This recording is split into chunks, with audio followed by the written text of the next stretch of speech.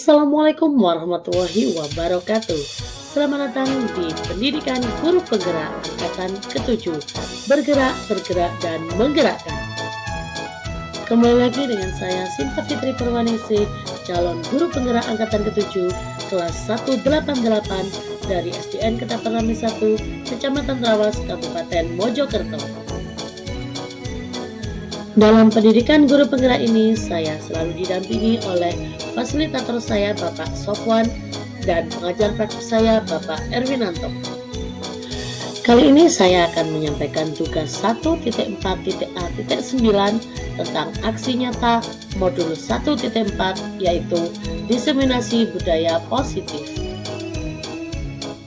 Pada bagian pertama, saya akan menyampaikan rancangan tindakan untuk aksi nyata. Adapun yang melatar belakangi kegiatan ini yaitu murid tidak menyukai adanya peraturan, karena selama ini jika mereka melakukan pelanggaran maka mereka akan langsung mendapatkan hukuman, dan hal tersebut cenderung membuat mereka merasa dipermalukan. Tujuan aksi nyata kali ini yaitu yang pertama, menciptakan murid yang merdeka dan memiliki disiplin diri yang kuat, dan yang kedua yaitu menumbuhkan budaya positif di lingkungan sekolah dengan meyakini nilai-nilai kebajikan universal. Berikutnya yaitu tentang tolak ukur. Yang pertama, terbentuknya keyakinan kelas melalui kegiatan diskusi menentukan kesepakatan kelas bersama dengan wali kelas dan juga siswa kelas 5A di SDN Ketapang Rame 1. Dan yang kedua, siswa mampu menerapkan serta menjelaskan keyakinan kelas yang telah dibuat dan disepakati bersama. Lini masa tindakan dari aksi nyata yang saya lakukan meliputi 4 tahap. Yang pertama, menghadap kepala sekolah untuk menjelaskan pentingnya penanaman budaya positif dan keyakinan kelas di sekolah, serta meminta izin untuk mendiseminasikan bersama rekan guru. Yang kedua, mengumpulkan rekan guru untuk melakukan diseminasi pemahaman materi budaya positif yang ada pada modul 1.4. Yang ketiga, berkoordinasi dan berkolaborasi dengan wali kelas untuk membuat keyakinan kelas di kelasnya masing-masing. Dan yang keempat, memantau, merefleksi, dan mengevaluasi keyakinan kelas yang telah dibuat. Sedangkan dukungan yang saya butuhkan dalam melakukan aksi nyata ini antara lain yang pertama, dukungan dari kepala sekolah, rekan guru, serta murid agar tindakan yang telah disusun dapat dilakukan secara lancar dan menyeluruh. Yang kedua, sarana dan prasarana untuk menumbuhkan budaya positif di sekolah. Dan yang ketiga, orang tua atau wali murid dalam melakukan budaya positif di rumah. Berikut ini adalah kegiatan diseminasi yang telah saya lakukan di sekolah dan dibuka oleh Ibu Suharti SPD selaku Kepala Sekolah SDN Ketapang Rame 1 pada hari Kamis tanggal 26 Januari 2023 di Aula SDN Ketapang Rame 1. Dari alur merdeka tadi adanya perubahan kurikulum yang dilakukan di Indonesia saat ini, yaitu adalah Merdeka Belajar. Alurnya tadi seperti itu. Jadi guru-guru itu dituntut tidak untuk menuntut anak-anak mendapatkan nilai sesuai KKM. Untuk saat ini tidak, tetapi menuntun, bukan menuntut mereka. Jadi seperti itu, guys. Menuntun, bukan menuntut. Jadi menuntut. Namun dalam budaya kita, makna disiplin telah berubah menjadi suatu yang dilakukan seseorang pada orang lain untuk mendapat kepatuhan. Kemudian kecenderungan umum adalah hubungan kata disiplin dengan ketidakyakinan, bukan dengan apa yang kita hargai atau pencapaian suatu tujuan yang mulia. Itu untuk makna disiplinnya. Kemudian di sini makna disiplin yang dikemukakan oleh Ki Hajar Dewantoro maupun Dian Gosen itu, di mana kedua pakar pendidikan tersebut mengartikan bahwa disiplin sebagai posisi kontrol diri yaitu belajar untuk kontrol diri agar dapat mencapai suatu tujuan mulia. Tujuan mulia di sini mengacu pada nilai-nilai atau prinsip-prinsip mulia yang dianut oleh seseorang, yang kita namakan nilai-nilai tersebut sebagai nilai-nilai kebajikan universal. Nah, kemudian kebajikan universal di sini yang disepakati bersama terlepas dari suku, bangsa, agama, bahasa maupun latar belakang yang lain. Kemudian nilai-nilai kebajikan tersebut juga merupakan payung besar dari sikap dan perilaku kita. Kemudian di situ juga sudah dijelaskan bahwa nilai-nilai kebajikan adalah sifat-sifat positif manusia yang merupakan tujuan mulia yang ingin dicapai oleh setiap individu. Seperti yang telah dikemukakan oleh William Gibson pada teori kontrol yang menyatakan bahwa setiap perbuatan itu memiliki suatu tujuan, dan selanjutnya Dian Gosen juga mengungkapkan bahwa dengan mengaitkan nilai-nilai kebijakan yang diyakini seseorang, maka motivasi intrinsiknya pun akan terbangun sehingga menggerakkan motivasi dari dalam dirinya untuk mencapai tujuan mulia yang diinginkan. Kemudian dari nilai-nilai kebajikan yang ada di situ, Indonesia telah menyepakati adanya profil pelajar Pancasila, di mana profil pelajar Pancasila itu kita dituntut untuk mengarahkan dan menuntut anak-anak memiliki profil sebagai pelajar Pancasila. Yang pertama ada beriman, bertakwa kepada Tuhan Yang Maha Esa, dan berakhlak mulia. Yang kedua yang perlu ditanamkan karakter anak-anak yaitu mandiri, bernalar kritis, berkebinekaan global, bergotong royong, dan kreatif. Itu yang perlu ditanamkan pada diri anak-anak.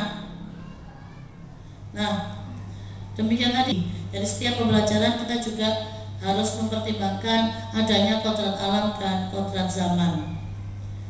Sehingga tadi untuk mengarah ke sana perlu adanya budaya positif dan juga ekosistem positif di lingkungan kita, terutama di SDN Ketapang Rames 1. Nah, kemudian yang kedua, eksplorasi konsep yang kedua yaitu ada teori motivasi, hukuman dan penghargaan, dan juga restitusi. Di sini teori motivasi, perilaku manusia ada 3. Yang pertama, untuk menghindari ketidaknyamanan atau hukuman. Apakah yang terjadi apabila saya tidak melakukannya? Nah, itu yang ada pada diri anak-anak, tetapi motivasinya itu eksternal, dari luar. Kalau yang kedua, motivasinya juga eksternal, tetapi di sini untuk mendapatkan imbalan, untuk mendapatkan penghargaan. Apakah yang akan saya dapatkan apabila saya melakukannya? Itu yang muncul dari dalam diri anak, tetapi motivasinya dari luar. Kemudian yang ketiga ada untuk menghargai diri sendiri. Nah, kalau ini baru motivasinya dari dalam diri anak itu sendiri. Tujuan disiplin positif yang mereka pilih itu apa? Nah, sehingga saya akan menjadi orang yang seperti apa bila saya melakukannya. Seperti itu. Oleh karena itu, di sini yang saya dapat kemarin, penghargaan dan hukuman itu ternyata posisinya sama. Jadi anak-anak itu diharapkan tidak diberikan penghargaan. Karena penghargaan itu apa? Posisinya sama dengan menghukum anak-anak. Penghargaan itu sama saja, yang diberikan sama saja dengan kita memberikan hukuman. Karena nantinya ketika kita memberikan penghargaan kepada anak-anak, anak-anak akan mau melakukan kebaikan, hal-hal baik, budaya-budaya baik ketika ingin mendapatkan penghargaan saja. Tetapi kalau tidak ada penghargaan yang akan diberikan oleh seorang guru, maka mereka tidak akan mau melakukannya. Jadi di situ posisi penghargaan itu tidak diperbolehkan, karena anak-anak hanya mau melakukan kebaikan ketika akan mendapatkan penghargaan, ketika ada penghargaannya. Tetapi ketika tidak ada penghargaan, mereka tidak mau melakukan. Sama dengan ketika dihukum. Ketika ada hukuman, maka mereka tidak akan melakukan. Tetapi kalau tidak akan ada hukuman yang akan diberikan, maka mereka berani melakukan kesalahan. Seperti itu. Jadi penghargaan tidak diperbolehkan untuk sekarang. Disarankan untuk tidak dilakukan dalam proses pembelajaran. Kemudian di sini merdeka. Merdeka itu kalau menurut Ki Hajar Dewantoro tidak hanya terlepas dari perintah, akan tetapi juga cakap buat memerintah dirinya sendiri. Jadi menimbulkan kontrol dari dalam diri. Karena hukuman dan penghargaan itu tidak diperbolehkan, maka ada yang namanya restitusi. Nah, di sini apa itu restitusi? Restitusi itu adalah proses menciptakan kondisi bagi murid untuk memperbaiki kesalahan mereka sehingga mereka bisa kembali kepada kelompok mereka dengan karakter yang lebih kuat dan lebih baik. Restitusi juga merupakan proses kolaboratif yang mengajarkan murid untuk mencari solusi atau masalah mereka dan membantu murid berpikir tentang orang seperti apa yang mereka inginkan dan bagaimana mereka harus memperlakukan orang lain. Kemudian di sini pasti muncul satu pertanyaan. Nah, kalau tidak ada penghargaan, tidak ada hukuman, apa yang akan terjadi? Di sini hukumannya itu diganti dengan yang namanya konsekuensi. Jadi sebelum kita memberikan konsekuensi, nantinya akan ada yang namanya keyakinan kelas. Kalau dulu istilahnya kesepakatan kelas, kalau sekarang diganti dengan istilah keyakinan kelas.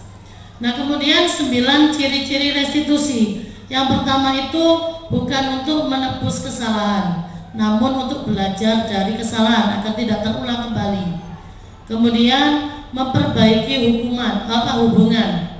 Yang ketiga tawaran, bukan paksaan, jadi anak-anak tidak merasa terpaksa. Kemudian yang keempat ada restitusi itu menuntut untuk melihat ke dalam diri, jadi introspeksi diri. Yang kelima, restitusi itu mencari kebutuhan dasar yang mendasari tindakan yang mereka lakukan. Jadi kebutuhan dasarnya mereka itu inginnya seperti apa, sehingga dia bertindak seperti itu. Yang keenam, restitusi diri adalah cara yang paling baik selain hukuman dan penghargaan. Kemudian yang ketujuh, restitusi itu fokus pada karakter, bukan tindakan. Yang delapan, restitusi itu fokus pada solusi, mencari solusi bersama, sehingga untuk menghindari hukuman dan penghargaan tadi. Yang kesembilan, restitusi itu mengembalikan murid yang berbuat salah pada kelompoknya, sehingga mereka bisa berubah lebih baik, tetapi tidak dengan cara terpaksa. Jadi dari dalam diri mereka sendiri muncul kesadaran untuk berbuat lebih baik, seperti itu. Setelah itu eksplorasi konsep yang ketiga tentang keyakinan kelas. Nah, sambungan dari restitusi tadi, restitusi akan dilakukan ketika sudah adanya keyakinan kelas. Di sini, mengapa tidak peraturan saja? Mengapa harus keyakinan kelas? Karena kalau peraturan itu identik dengan adanya hukuman. Tetapi kalau keyakinan kelas adalah kalau apabila ada yang melakukan pelanggaran atau kesalahan, maka dia mendapatkan konsekuensi, bukan hukuman. Kemudian di sini mengapa kita memiliki peraturan harus menggunakan helm bila mengendarai kendaraan roda 2, itu contohnya ya. Kemudian mengapa kita memiliki peraturan 3M, menggunakan masker, mencuci tangan, menjaga jarak 1,5 meter, dan mengapa kita memiliki peraturan harus datang tepat waktu dan pada saat mengikuti pelatihan. Nah, itu contoh-contoh tentang peraturan. Kemudian ini untuk mendukung motivasi intrinsik, kembali ke nilai-nilai atau keyakinan-keyakinan yang lebih menggerakkan seseorang dibandingkan mengikuti serangkaian peraturan. Jadi keyakinan di sini berbeda dengan peraturan, namun hampir sama. Kita nanti membuat peraturannya itu berdasarkan keyakinan yang disepakati di dalam kelas.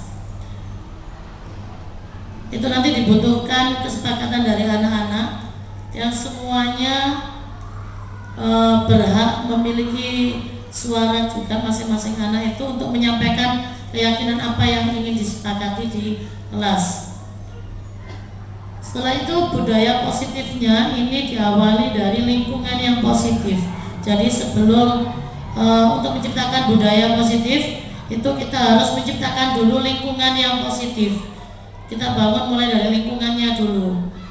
Kemudian setelah lingkungannya, baik dari gurunya, kemudian dari lingkungan satu sekolahnya, kita masuk lagi ke dalam keyakinan kelas, membentuk keyakinan kelas dengan semua anggota kelas, anak-anak dan juga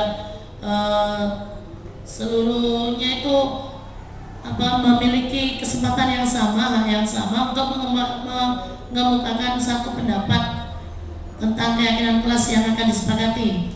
Setelah itu baru jadilah atau terbentuklah peraturan kelas yang akan dilaksanakan bersama di dalam kelas.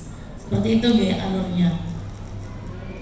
Kemudian di sini contoh kesepakatan kelas yang sudah jadi atau keyakinan kelas yang sudah terbentuk. Misalnya di situ datang tepat waktu, mengucapkan salam, menjaga kebersihan sekolah, aktif dalam pembelajaran, tertib. Nah, kemudian ada lagi yang sebelah kanan itu contohnya ada 3, kami guru dan murid yang saling menyayangi. Kemudian kami murid yang semangat belajar, kami murid yang peduli dengan teman-teman. Nah, itu semua adalah berawal dari pendapat atau opini yang dikemukakan anak-anak.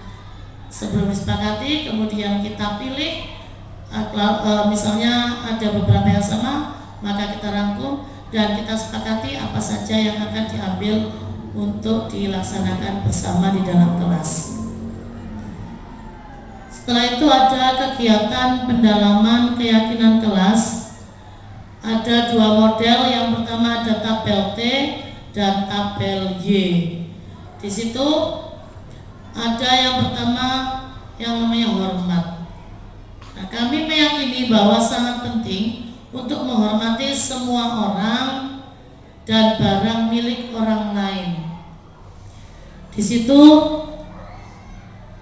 ada yang kalau di tabel Y itu ada bagian terdengar, terlihat, dan berperilaku. Kemudian kalau yang bekerja itu kami meyakini bahwa sangat penting untuk mengerjakan segala pekerjaan atau mengikuti kegiatan yang telah ditugaskan. Itu anak-anak nantinya akan bekerja. Sama juga di situ ada bagian terdengarnya, terlihat, dan berperilaku. Yang terakhir ada yang tabel T-nya itu diterima dan dimiliki. Di sini ada keyakinan bahwa sangat penting untuk merasa diterima di suatu kelompok dan saling peduli satu dengan yang lainnya, seperti itu. Setelah itu di sini setelah kita dari tabel Y dan T tadi kita dapatkan perbedaan yang namanya peraturan dan keyakinan kelas.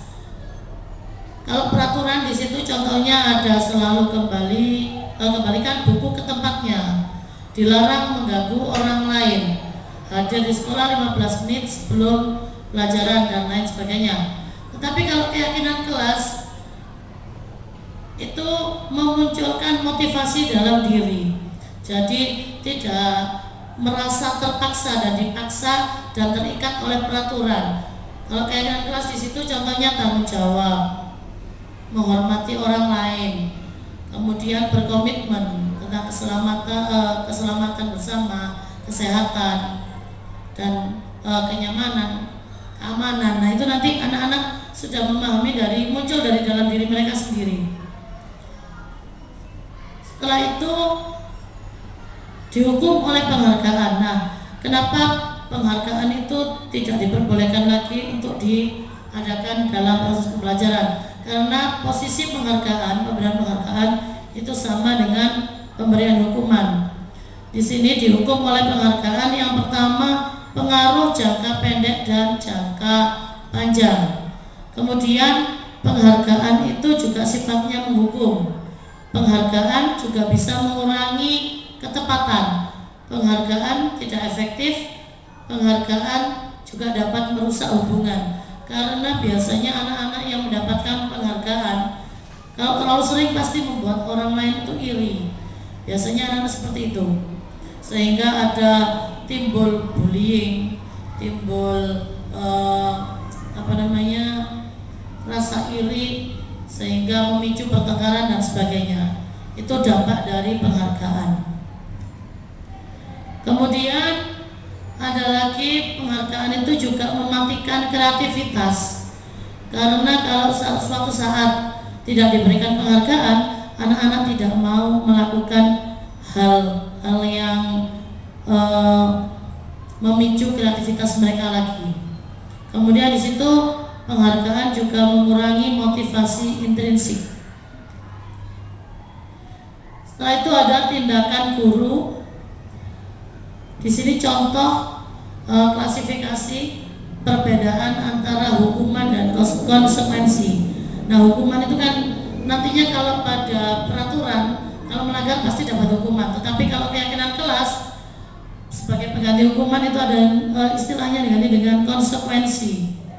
Misalnya di sini ada tindakan yang dilakukan oleh guru, mencatat 100 kali di buku kalimat "saya tidak akan terlambat lagi", itu adalah termasuk hukuman. Kemudian lari mengelilingi lapangan sebanyak 2 kali ketika terlambat, itu juga termasuk hukuman. Meminta murid untuk push up, itu juga hukuman. Kemudian kalau mengganti kertas tugas teman yang dicoret-coret, nah itu termasuk konsekuensi. Ada membersihkan tumpahan air di meja karena tersenggol, itu dibersihkan sendiri, itu namanya konsekuensi. Tetapi kalau murid disuruh untuk mengenakan sepatu, tidak menggunakan sepatu seharian di sekolah karena tidak menggunakan sepatu hitam, nah itu termasuk hukuman. Kemudian lari mengelilingi lapangan pada saat pelajaran PJOK, itu termasuk konsekuensi. Nah di sini apakah yang tadi mengelilingi lapangan 2 kali itu kok termasuk hukuman? Tetapi kalau mengelilingi lapangan 2 kali sama-sama lari ya, tetapi yang satu pada saat misalnya pelajaran biasa, yang satunya pada saat PJOK. Nah kalau PJOK itu termasuk konsekuensi. Karena apa? Karena memang materinya PJOK ya lari. Tetapi kalau yang pertama yang lari mengelilingi lapangan ketika bukan waktunya PJOK atau materi yang lain, itu sudah termasuk hukuman karena sudah di luar kegiatan yang sesuai. Nah kemudian mengganti kertas itu tadi kok termasuk konsekuensi? Iya, karena anak-anak nantinya bertanggung jawab. Kalau dia mencoret, berarti mereka harus bertanggung jawab. Dengan cara apa? Mengganti kertasnya. Seperti itu. Itu perbedaan hukuman dan konsekuensi. Jadi kalau hukuman itu akhirnya nanti membuat anak-anak jerah, tapi hanya sekali itu saja. Akhirnya dia mengulangi lagi. Dia tidak mendapatkan hukuman, ya dia tidak melakukan. Hanya seperti itu saja. Tetapi berbeda dengan konsekuensi. Konsekuensi itu adalah bentuk tanggung jawab. Mereka berusaha mempertanggungjawabkan apa yang mereka perbuat, dan konsekuensi itu sesuai dengan apa yang mereka lakukan. Jadi mereka tidak merasa keberatan dan tidak merasa dipaksa. Oke. Kemudian di sini perbedaan hukuman dan konsekuensi. Kemudian di sini hukuman dan konsekuensi itu perbedaannya ada di situ, ya. Kalau hukuman sesuatu yang menyakitkan, membuat anak sakit dalam jangka waktu lama sehingga membekas sampai nanti pun tetap ada. Oh biar aku tahu dijewer, aku tahu dikeplak, nah itu ya. Kemudian anak bisa membenci akan adanya kedisiplinan. Kemudian adanya paksaan, mendorong anak menyakiti dirinya sendiri. Konsep diri yang buruk, anak-anak belajar untuk menyembunyikan kesalahan, kemudian marah, rasa bersalah, dipermalukan, merasa tidak dihargai. Itu kalau hukuman. Berbeda dengan yang namanya konsekuensi. Dengan adanya pemberian konsekuensi, itu sesuatu harus terjadi. Jadi mereka mempertanggungjawabkan apa yang mereka lakukan. Kemudian membuat anak-anak tidak merasa nyaman, tetapi hanya dalam waktu pendek. Hanya pada saat itu saja. Kemudian anak-anak lebih menghargai yang namanya disiplin. Setelah itu ada stimulus dan tanggapan, mendorong anak-anak agar mudah untuk menyelesaikan diri, konsep diri yang baik. Anak-anak itu belajar untuk mematuhi peraturan. Kemudian kehilangan hak yang dibuat tidak nyaman, diasingkan untuk sementara. Nah, itu tidak ada. Adanya hanya di hukuman itu. Mereka yang merasa kehilangan haknya, dibuat tidak nyaman, itu sudah tidak ada lagi rasa dalam diri mereka. Setelah itu ada yang namanya identitas gagal. Ada identitas sukses. Itu hukuman, itu sesuatu yang menyakitkan dan lain sebagainya tadi.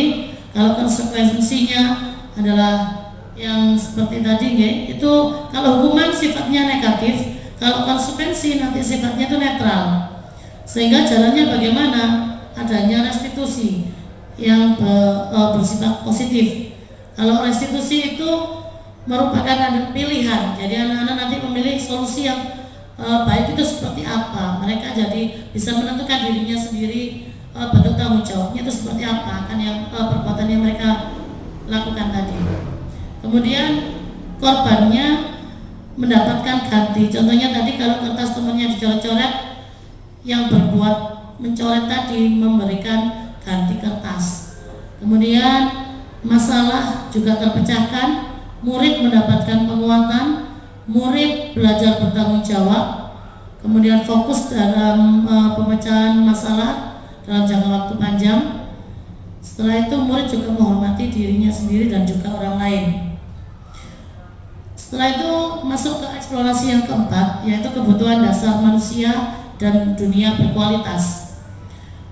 5 kebutuhan dasar manusia kalau menurut Dr. William Glasser dalam choice teorinya, itu untuk membangun budaya positif yang ada di sekolah, yaitu dengan lingkungan yang nyaman, aman, dan mendukung murid untuk menjadi pribadi yang berdaya, seimbang, dan bahagia. Maka salah satu upaya yang dapat dilakukan seorang guru adalah memahami 5 kebutuhan dasar seseorang. Nah, 5 kebutuhan dasar manusia, yaitu di situ yang pertama ada bertahan hidup, yang kedua merasa diterima, yang ketiga kesenangan, yang keempat kebebasan, yang kelima penguasaan. Nah, sesuai dengan filosofi KHD Ki Hajar Dewantara, maka guru diharapkan dapat menuntun siswa untuk memenuhi 5 kebutuhan dasar tersebut. Kemudian untuk dunia berkualitas, itu adalah tempat khusus dalam pikiran kita, yaitu tempat kita menyimpan gambaran representasi dari semua yang kita inginkan. Nah, untuk masuk ke dunia berkualitas, syaratnya adalah bahwa sesuatu itu harus terasa sangat baik bagi kita dan memenuhi setidaknya 1 atau lebih kebutuhan dasar kita. Makanya anak-anak tidak boleh diberikan hukuman dan penghargaan. Itu tadi maksudnya untuk menciptakan dunia berkualitas pada mereka. Jadi memori yang terisi di masa-masa yang lalu untuk diingat di masa yang depan itu adalah hal-hal yang positif saja. Seperti itu. Nah, bila guru dapat membangun interaksi yang memberdayakan dan memerdekakan murid, maka murid akan meletakkan dirinya sendiri sebagai individu yang positif dalam dunia berkualitas karena mereka menghargai nilai-nilai kebajikan. Setelah itu eksplorasi yang kelima, itu ada 5 posisi kontrol yang harus dimiliki oleh seorang guru.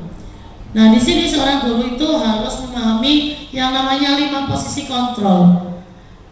Sebelum mempelajari ini, saya sendiri secara pribadi itu yang saya rasakan, yang saya alami selama beberapa tahun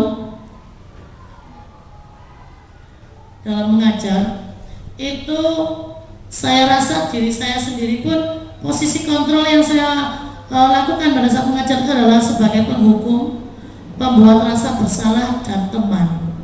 Padahal ini itu kurang begitu efektif dalam pembelajaran. Karena apa? Nah, kalau sebagai posisi penghukum, itu guru hanya membuat anak merasa tidak akan melakukan jika tidak ada hukuman, akan melakukan jika ada penghargaan, hanya seperti itu. Kemudian pembuat rasa bersalah. Pembuat rasa bersalah itu kita hanya memancing anak-anak untuk menyadari bahwa hanya mereka saja yang bersalah. Seperti itu. Kalau teman, posisi kontrol teman di sini identitasnya berhasil atau sukses, yaitu kontrolnya dari luar, mengharapkan imbalan atau ketergantungan pada orang lain. Kalau pemantau di situ juga sama posisinya dengan teman. Nah, yang paling baik yang harus dimiliki oleh seorang guru adalah posisi kontrol yang terakhir, yaitu sebagai manajer. Jadi di sini nanti anak-anak akan bisa menghargai dirinya sendiri dengan mengajukan pertanyaan-pertanyaan, kemudian memberikan umpan balik tentang keyakinan kelas yang sudah disepakati, menguatkan pribadi, sehingga murid di situ meletakkan dirinya sebagai individu yang positif dalam dunia berkualitas. Nah, itu posisi kontrol yang terbaik yang harus kita lakukan saat pembelajaran, yaitu posisi kontrol yang terakhir tentang manajer, posisi kontrol manajer. Kemudian itu adalah beberapa contoh pertanyaan-pertanyaan yang bisa dilakukan ketika kita berada pada posisi pembuat bersalah. Contoh pertanyaan yang kita lakukan saat menyelesaikan masalah yaitu itu, saya sangat kecewa sekali dengan kamu. Nah, itu nanti kita posisi kontrolnya pada membuat orang lain merasa bersalah. Kalau penghukum, ketika menyelesaikan masalah, contoh pertanyaannya, kamu tidak pernah benar melakukannya. Kalau kita pada posisi teman, ayolah lakukan demi bapak atau ibu guru. Kalau pemantau, apakah kamu mendapatkan stiker bintang hari ini? Itu pemantau ya.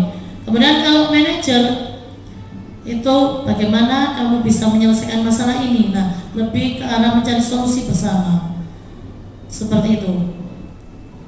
Kemudian eksplorasi yang terakhir, yang keenam, tentang segitiga restitusi. Segitiga restitusi ini adalah langkah yang dapat kita lakukan ketika menyelesaikan masalah yang terjadi pada proses pembelajaran.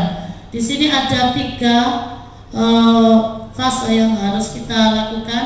Yang pertama, memvalidasi tindakan yang salah. Jadi kita mencari tahu dulu tindakan yang salah itu apa yang telah dilakukan. Setelah itu menanyakan, menstabilkan identitas. Jadi kenapa dia melakukan hal tersebut atau kesalahan tersebut. Setelah itu yang terakhir menanyakan keyakinan. Nah, mengembalikan lagi ke keyakinan kelas dan konsekuensi yang akan didapat. Itu merupakan cara mengatasi masalah yang terjadi. Mungkin hanya itu yang bisa saya sampaikan. Semoga bermanfaat bagi kita semua. Kurang lebihnya saya mohon maaf. Apabila nanti ada pertanyaan, silakan disampaikan di sesi yang terakhir ini.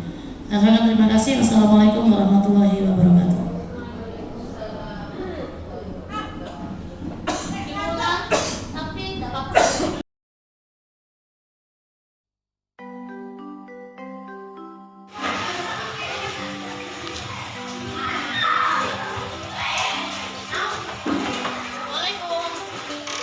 Waalaikumsalam. Loh, kok baru datang? Jam berapa ini? Oh ya sudah, sekarang kamu ke bedroom dulu. Nanti pada saat jam istirahat kamu ibu ya. Sudah masuk dulu ya. Selamat siang, Bu. Ya, selamat siang. Silakan dulu nak. Nah, Aura, apakah kamu tahu kenapa ibu minta Aura untuk memeriksa ini? Iya, betul sekali. Namanya tadi Aura kita coba orang.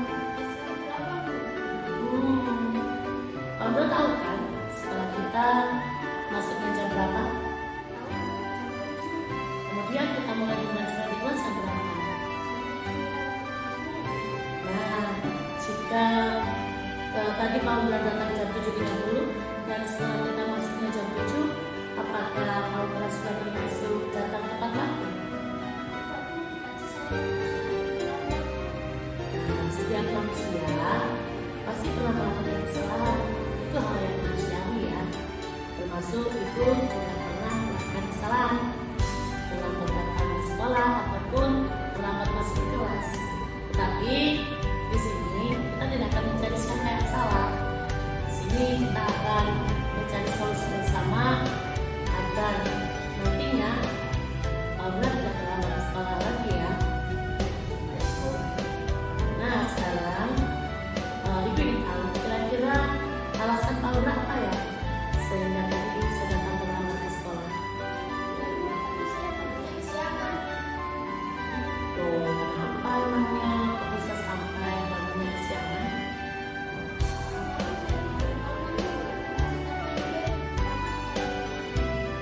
Nah, tadi kalau berat terlambat itu karena bangunnya kesiangan akibat semalam main gamenya terlalu malam sehingga tidurnya kemalaman, begitu ya? Nah, kira-kira menurut Aura jika kita datang terlambat ke sekolah itu apakah sudah termasuk mematuhi peraturan sekolah atau memenuhi keyakinan sekolah atau tidak? Oh iya, apakah Aura masih ingat apa saja keyakinan sekolah kita? Memakai seragam lengkap, mengikuti upacara, membuang sampah di tempatnya, memakai sepatu hitam, dan masih banyak lagi, Bu. Iya baik, Aura kan sudah paham ya tentang keyakinan sekolah kita. Nah sekarang kira-kira apa langkah-langkah yang akan Aura lakukan agar tidak terlambat lagi ke sekolah? Saya akan berhenti main pada malam. Kemudian saya akan terlebih awal pada sebelum pagi, Bu. Terus mulai kapan itu semua dilaksanakan? Mulai nanti malam, Bu. Baik, Aura sudah menyadari kesalahan kamu kan? Dan kamu juga sudah mau berubah untuk menjadi lebih baik lagi. Ibu doakan semoga Aura bisa menjadi pribadi yang lebih baik lagi dan selalu menaati peraturan, apalagi terlambat masuk sekolah. Saya harap kedepannya Aura tidak pernah terlambat lagi ya. Ya, sama-sama. Nak.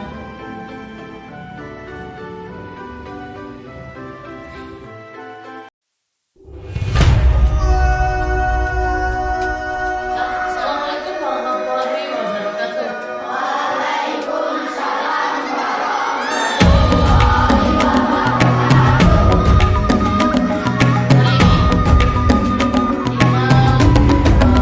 kita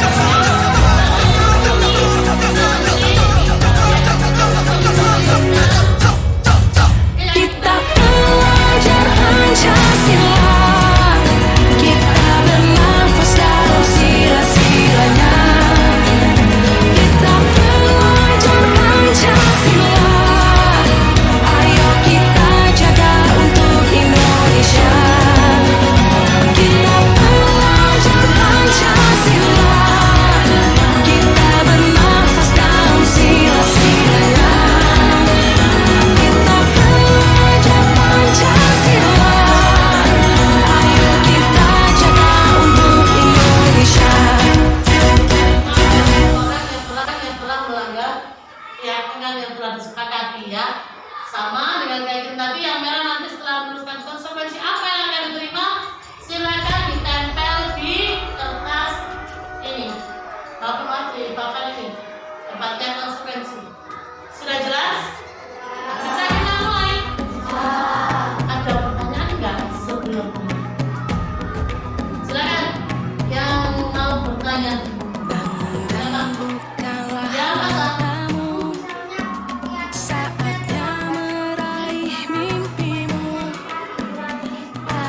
Ya, boleh. Misalnya temannya tadi, tanya, misalnya keyakinan yang mau saya tulis itu misalnya terlambat datang Bu. Nanti konsekuensinya itu jam istirahatnya dikurangi Bu. Apakah boleh? Boleh nggak teman-teman? Boleh. Nah, boleh. Kalau kita terlambat, ya harus kita terima konsekuensinya, yaitu jam istirahatnya harus dikurangi. Ya, ada lagi pertanyaan? Siapa bisa?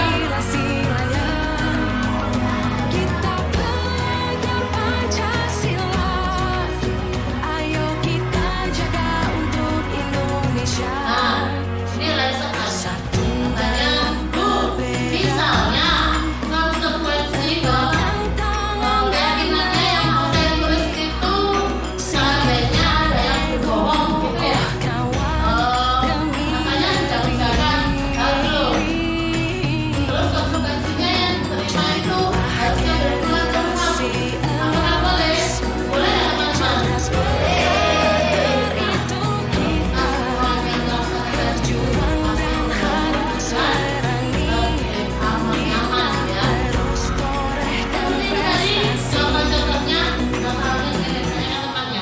Semuanya sudah paham? Sudah ada yang tanyakan? Kita mulai ya. Ini berbagi kertasnya.